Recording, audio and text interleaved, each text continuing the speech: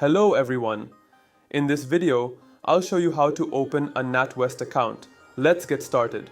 First, open Google and search for natwest.com. Click on the first link. Next, go to Products, then click on Bank Accounts. Under Bank Accounts, click on See All Our Accounts. Choose the Everyday Bank account. Then click on Show Me More. After that, click on Ready to Apply and then click on Continue.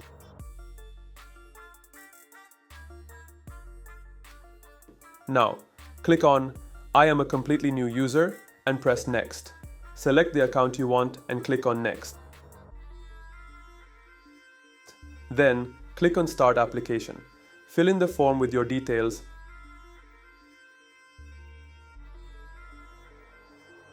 and click Next. And that's it. Your work is done.